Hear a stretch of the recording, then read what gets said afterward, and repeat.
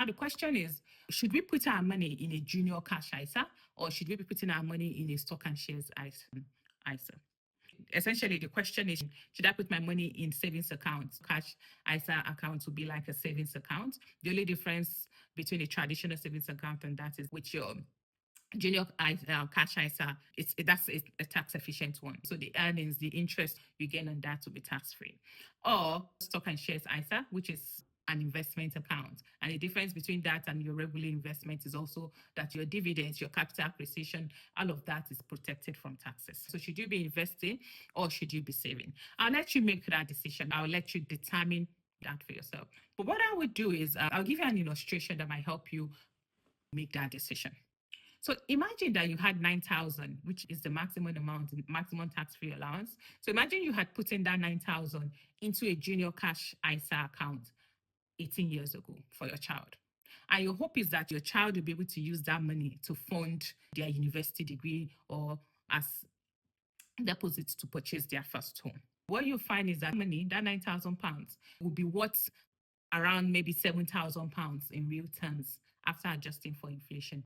So note that if you put your money in your junior cash ISA, the capital is protected. So the reason it's worth 7,000 is not because the money reduced in itself. No, the value 9,000 remain 9,000. So the capital you put in your junior cash ISA is protected. So your child will not receive less than what has been paid into it.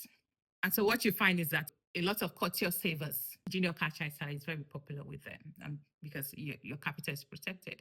But the difference is that it's your purchasing power that would be lower. So although the money won't decrease in value, it's the purchasing power that could shrink over time if inflation rises faster than interest rates that you're earning.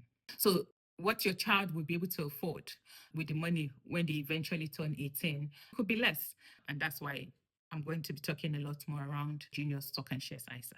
So whereas if you put that same 9,000 18 years ago in your junior stock and shares ISA account, that money would be worth around maybe £27,000 today. And that's we using the typical 18-year projection of 6.5%. It's usually higher than that, but I just use 6.5% as an example. So you see that inflation erodes the spending power, the purchasing power of cash over time. So investment offers you the potential for inflation-beating returns. Of course, investment carries higher risks. You could lose your money. And that's why I'm saying to you that I'll let you decide which is appropriate for you.